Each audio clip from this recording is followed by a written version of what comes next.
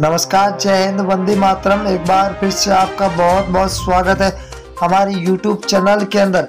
आपको बता दें कि मध्य प्रदेश के अंदर विधानसभा चुनाव का बिल्कुल बच चुका है और कुछ ही दिनों के बाद चुनावी तारीखों का भी ऐलान होने वाला है। इससे पहले आपको बता दें कि अब की बार अगर देखा जाए तो मध्य प्रदेश के अंदर चुनावी गणित अब चेंज होता हुआ दिखाई दे रहा। प्रतिदिन की अगर बात करें तो मध्य प्रदेश के अंदर अब की बार कमलनाथ और ज्योतिरादित्य सिंधिया के बीच अगर देखा जाए तो कड़ी टक्कर देखने का मिल सकता है।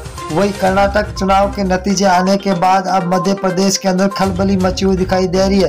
तो अगर सी वोटर्स सर्वे और फरोजी सट्टा बाजार की बात करें तो इन्होंने अभी सबसे बड़ा सर्वे जारी किया। चुनाव से पहले 230 सीटों का सबसे बड़ा सर्वे जारी हो चुका है। हर एक सीट के बारे में हम आपको बताएं। बात करें तो भीड़ जिला है जहां पर कुल 5 सीट है, जहां बीजेपी को 2, कांग्रेस को 3। तो यहां पर बीएसपी 0 पर है और अन्य के खाते में 0 सीट जाती हुई दिखाई दे रही है। अगर हम भोपाल जिले की बात करें तो कुल 7 सीटें है, 7 में से बीजेपी को 2, तो कांग्रेस के खाते में 5 सीटें जा रही है, तो बीएसपी को 0 सीट मिलती हुई दिखाई दे रही है। धार जिला की बात करें तो धार जिले के अंदर कुल 7 सीटें, 7 में से बीजेपी को 4, कांग्रेस को 3 और बीएसपी को यहां पर 0 सीट मिलती हुई दिखाई दे रही है। सतना जिले की बात करें तो कुल 7 सीटें, 7 में से बीजेपी को 3, कांग्रेस को 4 सीट और बीएसपी को 0 सीट मिलती हुई दिखाई दे रही है। अगर हम सीधी जिला की बात करें तो कुल 4 सीटें, 4 में से बीजेपी को 1 सीट मिल रही है। वही कांग्रेस के खाते में 3 सीटें जा रही है, तो बीएसपी को यहाँ पर 0 सीट मिलती हुई दिखाई दे रही है।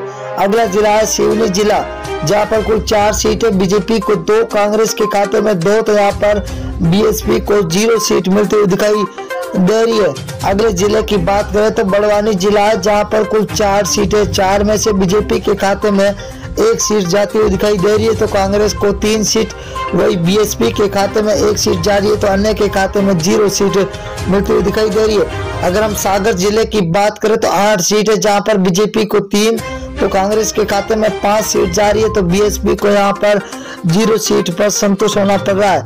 अगला जिला है शिवपुरी जिला, जहां पर कुल 5 सीटें, 5 में से बीजेपी को 4 सीटें मिल रही है, तो कांग्रेस के खाते में 3 सीट, वही बीएसपी को यहाँ पर 0 सीट मिल रही है, तो अन्य के खाते में भी 0 सीट। बैतूल जिला है, बैतूल जिले के अंदर कुल 5 सीटें, 5 में से बीजेपी को 2 और कांग्रेस के खाते में 3 सीटें जा रही है, तो यहाँ पर बीएसपी को यहाँ पर 0 सीट मिलती हुई दिखाई दे रही है।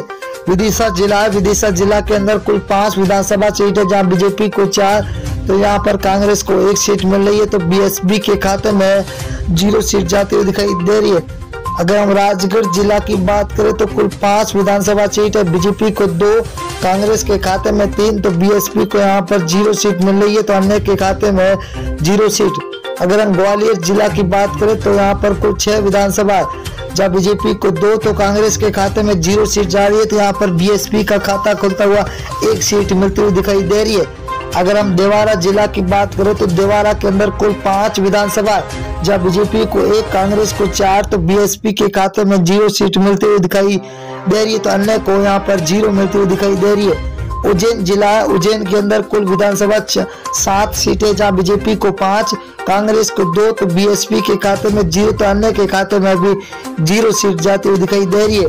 अगर हम जबलपुर जिले की बात करें तो 8 विधानसभा सीटें है, जहाँ बीजेपी को 3, कांग्रेस को 5, तो बीएसपी के खाते में 0 सीट मिल रही है, तो अन्य को भी यहाँ पर 0 सीट मिल रही है। अगर हम कटनी जिला की बात करें तो कटनी जिले के अंदर 4 विधानसभा, यहाँ पर बीजेपी और कांग्रेस को 2-2 सीटें मिलती हुई दिखाई दे रही है, तो बीएसपी और अन्य के खाते में 0 सीट मिलती हुई दिखाई दे रही है। इंदौर जिला की बात करें तो इंदौर जिले के अंदर कुल 9 विधानसभा, जहाँ बीजेपी को 3, कांग्रेस को 6, तो बीएसपी के खाते में 0 सीट जाती हुई दिखाई दे रही है।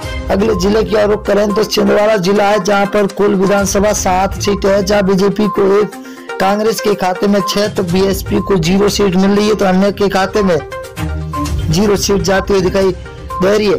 अगर हम सीहोर जिले की बात करें तो यहाँ पर कुल 4 विधानसभा है, बीजेपी के 1 और कांग्रेस को 3 सीटें मिल रही है, तो बीएसपी के खाते में यहाँ पर 0 सीट मिलती हुई दिखाई दे रही है। अगला जिला है बालाघाट जिला, जहाँ पर कुल 6 विधानसभा है, जहाँ बीजेपी को 2, कांग्रेस के खाते में 4 सीटें जा रही है, तो बीएसपी को यहाँ पर 0 सीट मिलती हुई दिखाई दे रही है।